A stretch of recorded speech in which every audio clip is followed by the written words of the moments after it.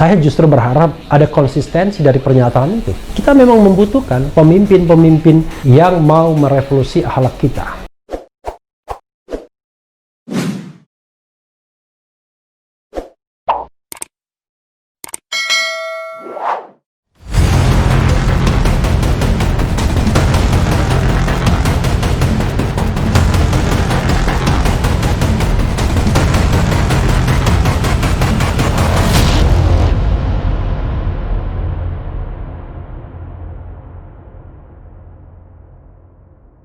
Assalamualaikum warahmatullahi wabarakatuh, Sobat RH sekalian. Jumpa lagi kita di channel yang keren ini, Keren Cadas. Kali ini saya akan menguber berita soal revolusi. Ingat, pada tanggal 13 Oktober saya mendengar langsung Sobri Lubis, istilahnya ketua FPI ya, Front Pembela Islam, mengatakan bahwa Habib Rizik akan pulang ke Indonesia dan akan memimpin revolusi katanya.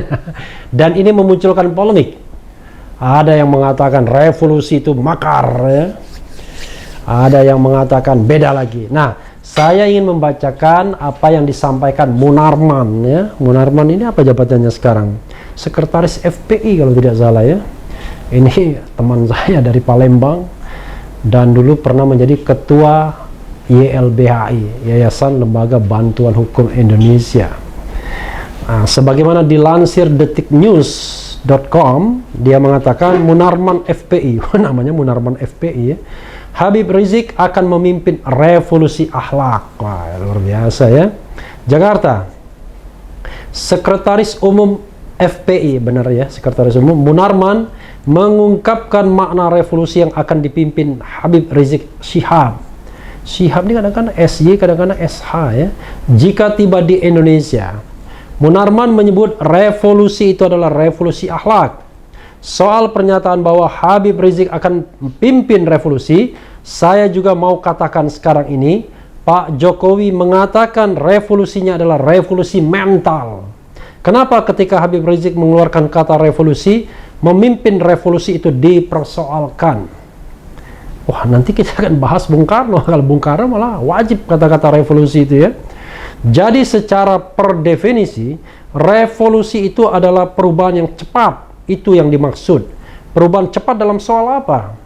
Kalau rezim Pak Jokowi dengan pimpinan Pak Jokowi membuat slogan revolusi mental, maka Habib Rizik menyuarakan dan membawa serta akan memimpin revolusi akhlak.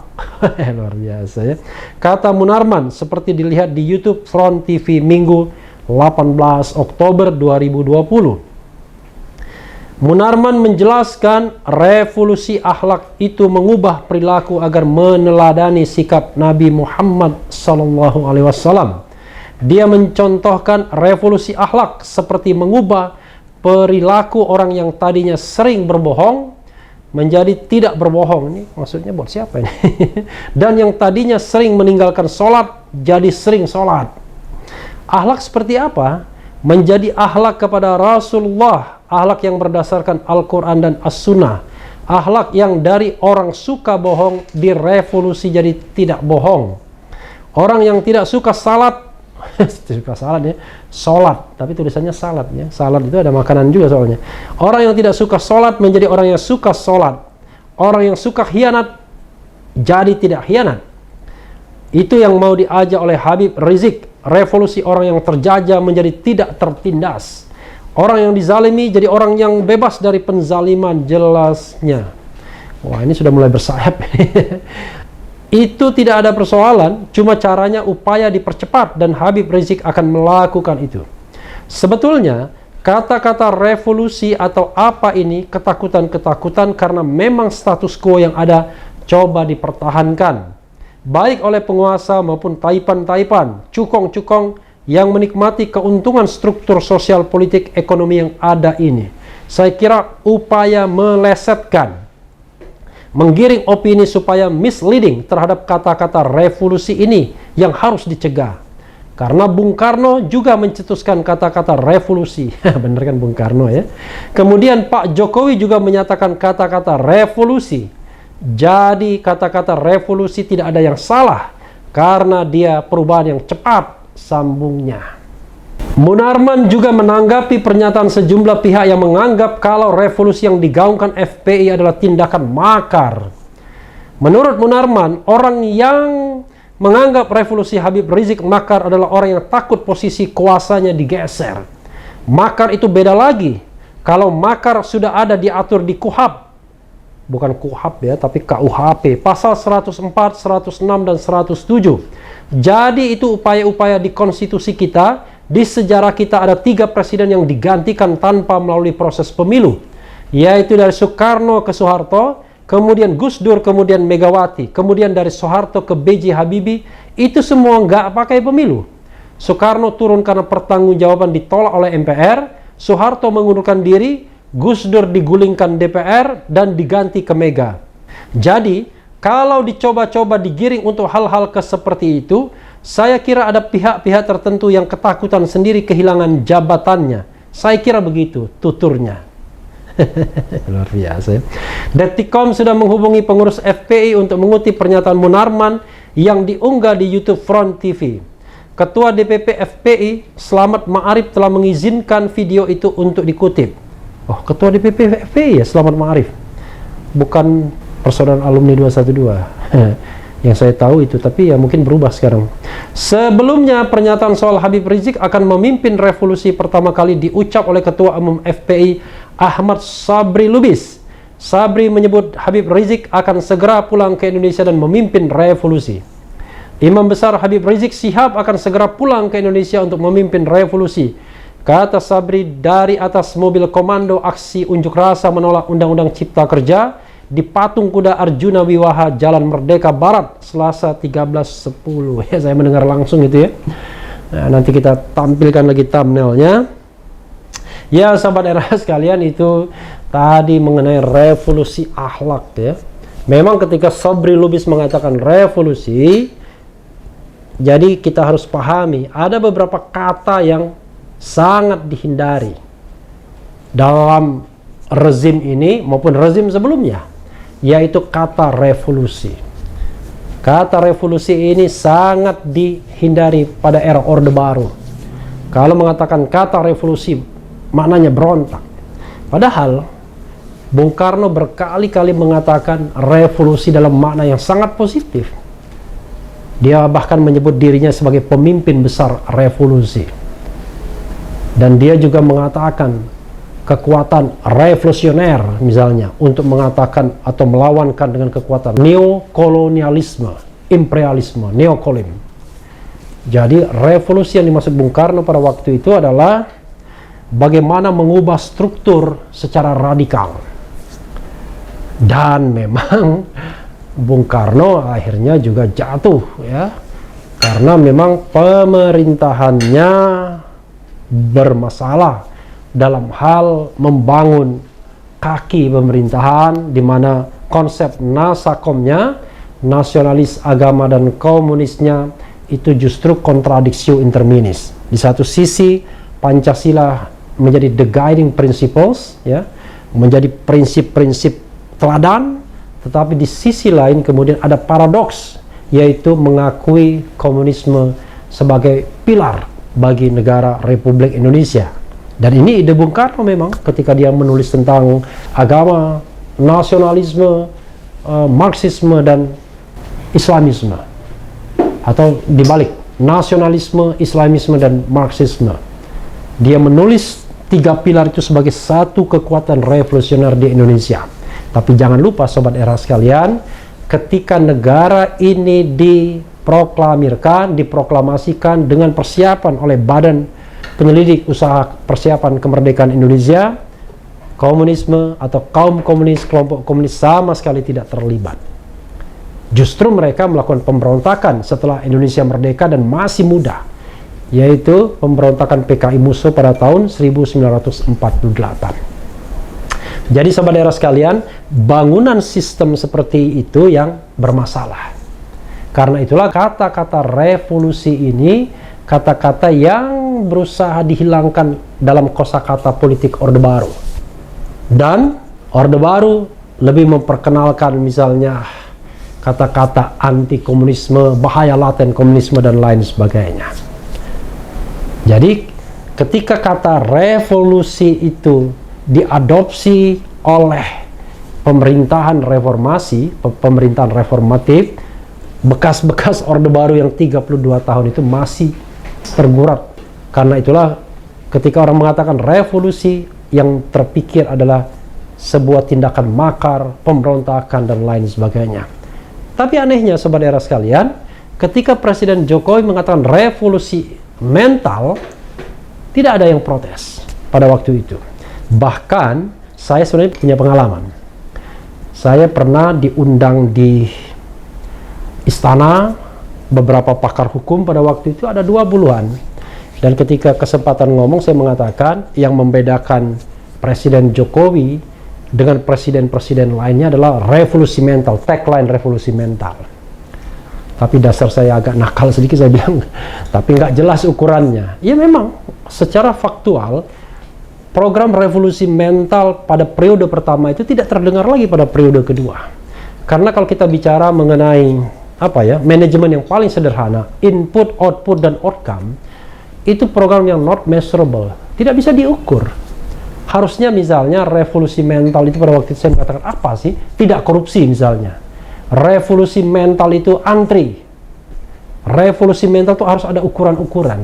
Dan ukuran itulah yang harus dijelmakan dalam program kementerian, sehingga negara kita adalah negara yang betul-betul mewujudkan tujuan bernegara, yaitu untuk mensejahterakan rakyat, untuk memberikan pelayanan kepada publik yang lebih baik dan lain sebagainya.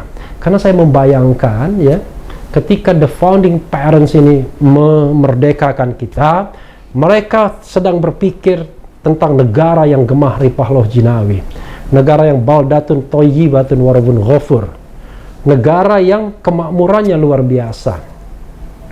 Mereka mungkin tidak terpikir menjadi negara yang misalnya gampang sekali memenjarakan aktivis politik, yang gampang sekali adu mengadu karena berbeda pendapat sedikit saja, yang mengintervensi kognisi setiap orang agar jangan mengatakan hal-hal yang kritis misalnya, atau ada ketakutan untuk menyatakan hal yang kritis.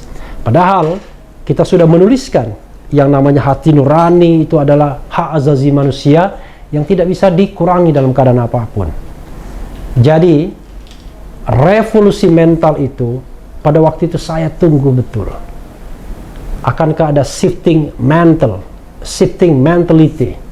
Jadi secara mental kita berubah. Kalau misalnya kita kaitkan dengan birokrasi, birokrasi biasa dilayani, tapi terbalik. Makin tinggi jabatan birokrasi seseorang, makin dia ingin dilayani. Cara melayaninya bagaimana? Kalau kita membutuhkan sesuatu dari birokrasi itu, kita harus memberikan sesuatu juga. Dan itulah yang namanya suap, gratifikasi, dan lain sebagainya. Semakin tinggi jabatan seseorang, semakin dia tidak melayani publik, tetapi minta dilayani publik. Nah, ini yang saya harapkan shifting mentality sesungguhnya. Sama seperti ide Omnibus Law, ide Undang-Undang Cipta Kerja.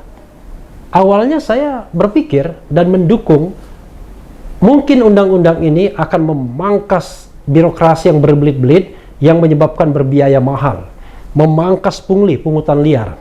Itu yang saya harapkan. Maka awal-awal saya mengatakan bagus kalau programnya demikian. Tapi yang terjadi ternyata tidak demikian. Undang-Undang Cipta Kerja banyak sekali boncengannya. Dalam kesempatan berikutnya saya akan membahas satu demi satu isi undang-undang ini, dan juga nanti akan mengundang para pakar. Beberapa pakar termasuk juga guru besar itu menolak Undang-Undang Ciptaker ini. Rasanya kalau banyak yang menolak, masa semua salah, semua hoax? Rasanya nggak mungkin. Nanti, tapi biar adil kita bahas satu-satu. Saya akan memulai nanti dari klaster perburuan. Apa masalahnya dengan Undang-Undang Cipta Kerja ini? Sehingga kita objektif. Kita tidak hanya asal mengkritik, tetapi juga kita tunjukkan bahwa memang ada kekeliruan, ada kesalahan, dan kita ingin menawarkan jalan keluarnya. Itu satu hal. Nah, kembali kepada revolusi akhlak tadi, Sobat RH sekalian, saya justru berharap ada konsistensi dari pernyataan itu. Kita memang membutuhkan pemimpin-pemimpin yang mau merevolusi akhlak kita. Kalau kita kaitkan ruang publik sama ruang privat, maka bernegara ini kan di ruang publik. Kita mulai dari ruang publik dulu. Ruang publik itulah yang harus kita benahi. Apa yang harus dibenahi? Ya misalnya begini, ketika seorang presiden terpilih dalam proses berpemilu, maka pemilunya harus benar. Pemilunya harus sesuai dengan yang namanya governance kepemiluan. Jadi, ketika dia dipilih dengan proses yang benar, ya insya Allah kita akan memunculkan pemimpin-pemimpin yang amanah. Jadi, inputnya benar. Ketika dia bekerja, kita berharap ada shifting mentality, bahwa karena ini sistem pemerintahan presidensil, dia juga mau merekrut orang-orang terbaik. Orang-orang yang amanah, orang-orang yang tidak mencari rente di tengah jabatannya. Orang-orang yang memang menginginkan bahwa rakyat makmur, rakyat sejahtera, Indonesia lebih baik. Bukan orang-orang yang berkuasa tetapi kemudian menumpuk kekayaan karena rente di kekuasaan. 2. Dan ketika mengimplementasikan sesuatu, dia betul-betul mengimplementasikan bagi seluruh rakyat Indonesia dan seluruh tumpah darah Indonesia. Tidak dikaitkan dengan apakah Anda mendukung atau tidak pemerintahan. Jadi kalau kita bicara tentang penegakan hukum, law enforcement, semua ditegakkan secara adil hukum itu. Mau Anda mendukung pemerintahan, mau mengkritik pemerintahan, hukum harus ditetapkan, ditegakkan secara adil. Jadi pemimpin seperti itu yang kita inginkan sesungguhnya. Nah, kalau kita kaitkan dengan revolusi akhlak, maka memang ini kerjaan terberat kita, sobat era sekalian. Sekarang IPK kita, indeks persepsi korupsi kita masih 39 atau 40. Artinya masih menempatkan kita sebagai negara-negara yang korup di dunia. Jadi nilainya adalah 0 sampai 25 itu sangat korup, 26 sampai 50 korup, 51 sampai 75 baik, 76 sampai 100 sangat baik. Nah, Indonesia masih di angka 39-40. Artinya memang ada problem real di negara ini yang kita harus address, yang kita harus jawab. Jadi kalau misalnya kritik masih besar kepada pemerintahan, wajar. Pemerintah yang sudah bekerja sangat baik, mensejahterakan rakyat saja masih dikritik. Seorang nabi pun masih dikritik juga. Jadi wajar kalau pemimpin-pemimpin yang belum mengeluarkan kita dari kubangan korupsi masih akan mendapatkan kritik yang keras. Dan jangan lupa, sekali lagi, kritik itu adalah wujud kecintaan dan partisipasi warga negara. Sekali lagi, mudah-mudahan revolusi akhlak tersebut benar-benar terjadi. Saya pribadi, dan kita semua, saya tidak tahu ya, menunggu Habib Rizik pulang. Bukan karena saya mengagumi Habib Rizik, frankly speaking. Tetapi lebih itu hak warga negara. Hak warga negara untuk menginjak negaranya, untuk bertemu dengan kerabatnya. Dan itu adalah hak azazi manusia. Sebagai warga negara, dia tidak boleh kehilangan haknya untuk menginjak bumi ini. Kalau ada permasalahan dengan pemerintahan Arab Saudi, harusnya pemerintah kita turun tangan untuk menyelesaikannya, karena tidak boleh membiarkan warga negara terkatung-katung di luar negeri. Seperti stateless saja, seperti tidak ada pemerintah saja, seperti tidak ada kewargaan negaraan saja, tidak boleh. Nah, yang kedua adalah kita tunggu peran dan partisipasi seorang Habib Rizik dalam membangun bangsa ini. Siapa tahu ada shifting mentality, dia menyelesaikan ruang kosong yang ditinggalkan oleh Presiden Jokowi karena sudah meninggalkan tagline revolusi mental. Ya, revolusi mental, revolusi akhlak, kurang lebih sama.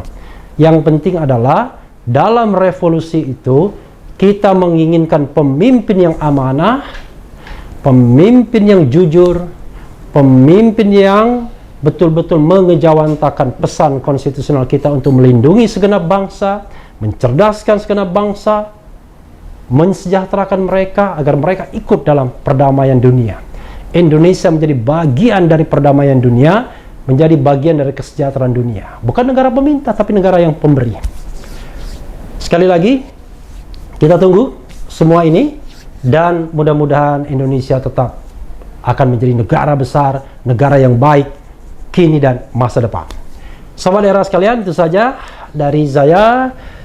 Dan yang penting tetap di channel ini, karena di channel ini Anda akan dirayu, ditipu, dibaperin, dicecar, diuber pula di jalur khusus.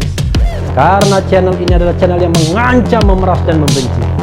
Jangan lupa subscribe, like, comment, and share. Ciao.